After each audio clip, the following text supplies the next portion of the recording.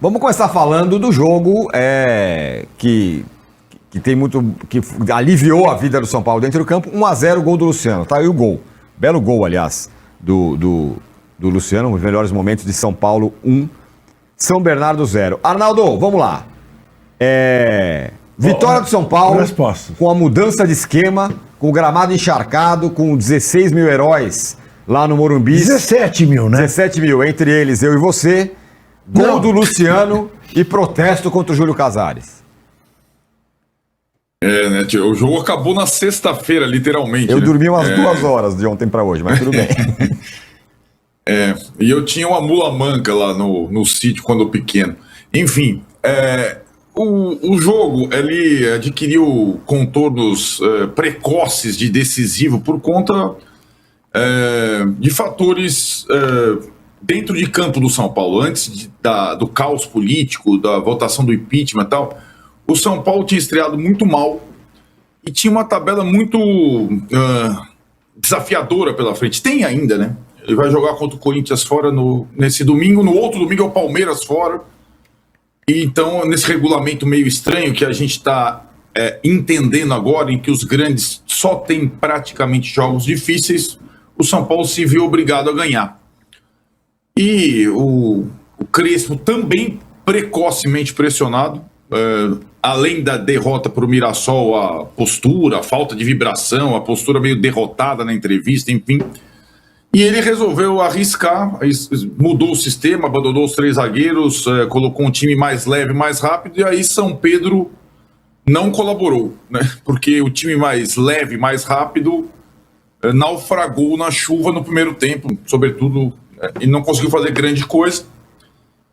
E quando o jogo caminhava para o empate, aí já com o gramado mais seco, ele recorreu aos coringas, que são os coringas meio gastos, né? Mas que ele tem na manga, no banco de reservas, o Luciano e o Caleri, que voltou de cirurgia no joelho, justamente num gramado como esse. E aí, no finalzinho, o Luciano fez o gol, como sempre, ele faz o gol do 1-0, né? Jogador que é muito subestimado, na minha opinião, muito subestimado, talvez pelo comportamento irracível e tudo mais, mas ele é um jogador que tem uma capacidade de finalização incrível. E é aquele jogador do 1-0, né? Ele não faz gol do 4-0, ele faz gol do 1-0. Aí é o gol, né? O Arboleda cabeceia na trave. Parece fácil, ó. Tá todo mundo do Mirassol na linha do gol, ele bota na gaveta. E vai comemorar com o técnico, tal, dando uma demonstração de que, enfim, tá do lado do técnico, os jogadores estão do lado do técnico. O São Paulo, além de tudo, Tironi, nessa quinta-feira que acabou na sexta, teve participação da base em 2 jogos, né? Ele jogou pela Copinha à noite em Sorocaba, ganhou de virada, goleada em cima do Operário, e com alguns jogadores retirados da Copinha, atuou contra o São Bernardo à noite, né? Então a base do São Paulo tem servido nos 2 flancos.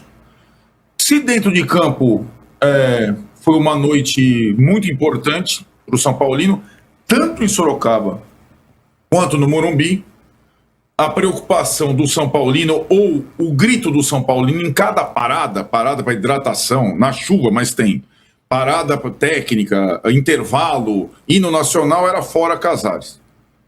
E acho que o São Paulino não aguenta mais essa situação. O Casares não tomou a iniciativa que muitos esperavam, que era se retirar ou renunciar ou se afastar para se defender fora do cargo. E nós estamos chegando a poucas horas da votação do impeachment nessa sexta-feira, né? E o prognóstico da votação ainda é incerto. São poucos conselheiros, quase sempre com laços, mesmos grupos. Então é uma votação um tanto quanto imprevisível, embora, como vocês falaram aí no início, ele não tem mais condição nenhuma de governar o São Paulo, né? É incrível como o Casares naufragou, falando em chuva, em 1 ano, né?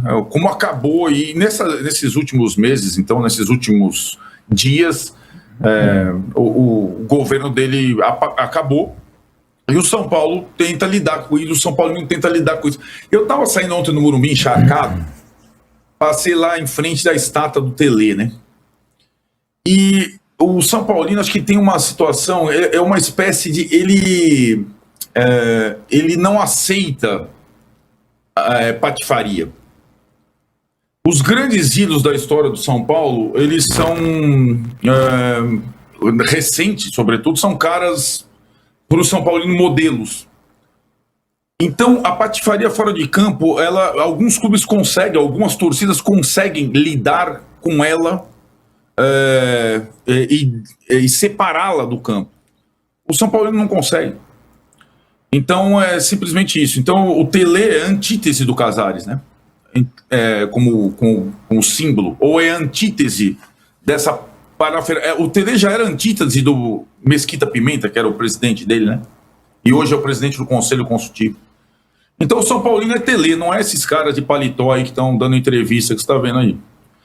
E o São Paulino exige uma faxina geral. O São Paulo é o clube popular do país, mais fechado, menos democrático do mundo. Isso precisa acabar, né? Nunca teve um presidente impeachado e vai ter que ter. Até como talvez um exemplo de uma nova era, né? E eu espero que a quinta-feira que foi de alívio para o São Paulino se complete na sexta-feira com a retirada desse sujeito do poder. Muito bem. Ô, Mauro, eu falei aqui que eu ia falar sobre algo que foi escrito e foi você que escreveu. Eu vou até reler aqui. No seu Twitter, você posta o vídeo do gol do Luciano e a comemoração e escreve o seguinte: a comemoração alucinada do gol do Luciano resume o momento dramático do São Paulo Futebol Clube. Segunda rodada de Campeonato Paulista contra o São Bernardo e gol de alívio que parece o título. E aí?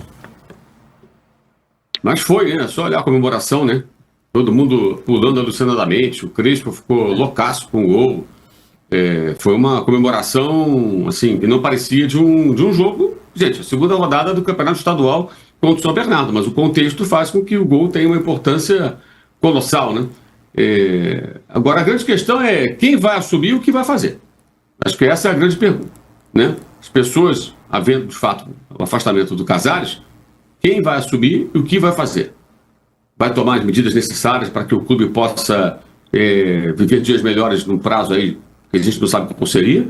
Ou vai chegar com promessas aí de time, essa coisa toda? São Paulo tem muitos problemas e não adianta só afastar. Assim, se você está com um problema como fazer a cirurgia e tirar o elemento, não adianta, entendeu? Tem que fazer a cirurgia, tirar o elemento e um tratamento depois. Esse tratamento é longo. Vamos ver como é que vai ser, entendeu? Essa é a minha grande dúvida. As pessoas que estão aí na boca de espera para assumir o poder, o que farão caso se confirme o afastamento do Júlio Casares, né? Que é impressionante, né? Como assim, o cara não larga, meu irmão. O cara tá lá e... Não.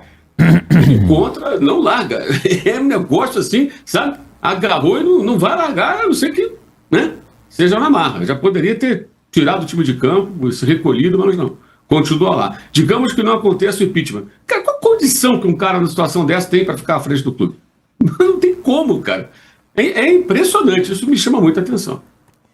Você está afiado sobre o que o Conselho Consultivo sugeriu a ele de não renunciar, mas por enquanto O pior nada. de tudo é que, mesmo que não tenha hoje o impeachment, as investigações vão continuar, né? Claro. Essa investigação, ela é preliminar, embora pareça que já está muito clara, ela ainda é um começo. Sim. Ainda vão investigar quem fez os depósitos, como foi, em que cidade, por quê. Tem um monte de coisa ainda para andar. Então, assim, imaginando que hoje o impeachment não saia, as notícias vão continuar, a investigação vai sair. Inclusive, a investigação mudou de vara, foi para uma vara especializada em lavagem de dinheiro, que indica que as investigações vão ser ainda mais aprofundadas, porque eles identificaram os desvios como algo estruturado. Então, assim, ainda que hoje o resultado seja o Casares continua, cara, vai continuar saindo escândalo um atrás do outro. Então, é curioso como vai ser. É aquela coisa que fica fervendo, né? E o Corinthians viveu isso, né? Lembra quanta gente argumentava no Conselho do Corinthians? Enquanto não terminar o inquérito, enquanto não... E vai alastrando, e o final é inevitável. Todo mundo sabe como vai acabar, mas não sabe quando vai acabar. Sim. E enquanto não acaba, arde e vai consumindo o clube. Não pode permanecer, não pode. Né? Ô Trajano, só para falar do campo, Pois não. o Luciano é um jogador meio sui generis, né? Porque parte da torcida não gosta dele, acha que ele não serve, acha que não serve pro São Paulo. Tem gente até que pra elogiar reclama, fala assim, ó, se o Luciano é o bom, imagina, olha a situação do clube, hein? O cara e tal. Mas o cara faz gol toda hora. E fez um golaço. O Luciano é o temperamento dele. Às vezes ele leva os cartões ou é expulso, porque ele Reclama muito, né, reclama Zé? muito. Antes de começar o jogo, ele já está reclamando com o juiz, sei lá o que e tal. Mas a gente não pode negar o empenho dele. E como ele é determinante em determinados momentos, com gols salvadores e tal. E agora ele está se destacando também pelas entrevistas, né? Não só agora, já há muito tempo que ele. Mas as últimas entrevistas dele foram interessantes. Botando o dedo na ferida, mostrando apoio ao técnico, pedindo apoio da torcida, de uma forma dramática, pedindo apoio dos torcedores. Eu gosto, às vezes ele me irrita, assim, pelo comportamento, mas que ele é importante para qualquer time. Ali, porque ele vai lá, ele briga. Se um torcedor não, o torcedor que não gosta dele, é meio elitizado, vamos dizer assim. Queria que ele tivesse um comportamento meio. Do Raí. O Raí, ele não é o Raí. Você entendeu? Sim. O Raí tem aliás, é um grande Raí, um grande abraço para ele, sempre gostei do comportamento dele dentro e fora. Mas ele não, ele é mais. Ele é um pouco Adriano, vamos dizer assim. Ele tem um quê de Adriano? Sim. De verdade. Ele é verdadeiro. O Luciano é um sujeito verdadeiro. Ele, dentro de campo, ele age como um sujeito verdadeiro. Às vezes irrita a própria torcida, irrita muito a torcida adversária, mas ele contribui como contribuiu ontem. Então, eu não sei por que a torcida não gosta dele. Tem tanto jogador para não gostar.